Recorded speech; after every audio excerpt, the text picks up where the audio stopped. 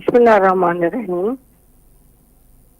میرے خیال کے مطابق مزدوروں کو جو رائٹس ملنے چاہیے تھے وہ ان کی محنت کے اس کے مطابق نہیں ملے، ابھی تک نہیں ملے.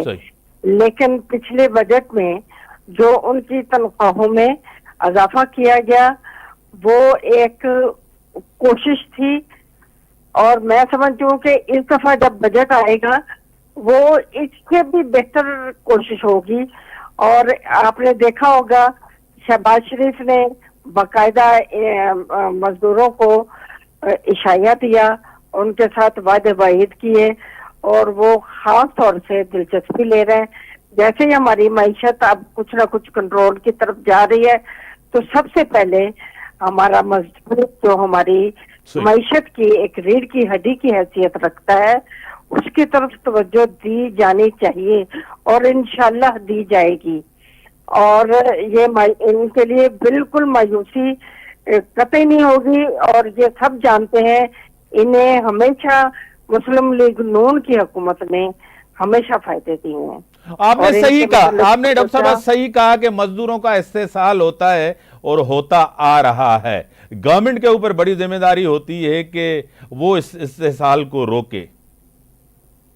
ہاں بالکل، اور میں سمجھتی ہوں کہ کوشش اس دفعہ کوشش جو شہباز شریف نے اس دفعہ سٹیپ اٹھایا ہے، ان کو اسپیشلی عشایہ دیا ہے اور ان کے ساتھ وعدے وعید کیے ہیں جو وہ پورا کریں گے انشاءاللہ.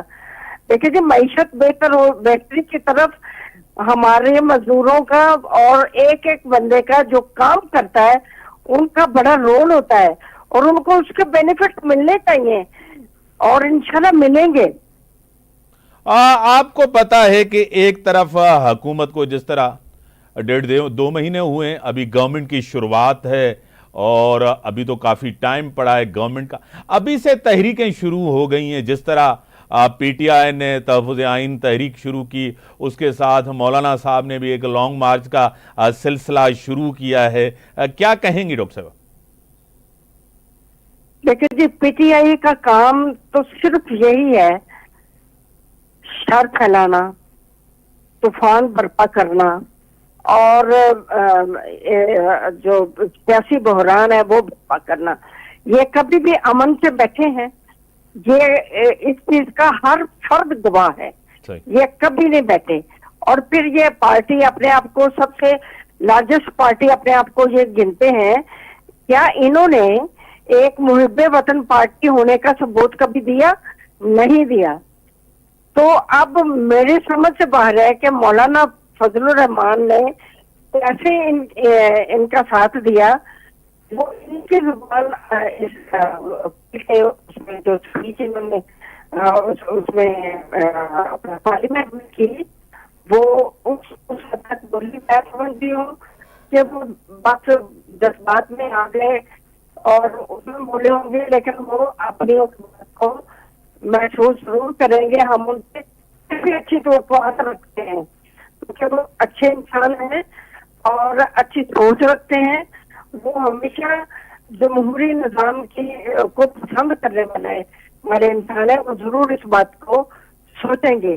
لیکن پی ٹی آئی سے ہم وہ بالکل بھی نہیں کرتے کہ جس پارٹی کی بنیاد ہی گالی گلوچ پہ رکھی گئی، پاکستان کو گراؤ جلاؤ پہ رکھی گئی اور ایجیٹیشن پہ رکھی گئی، ان کا اعتبار نہیں کیا جا سکتا.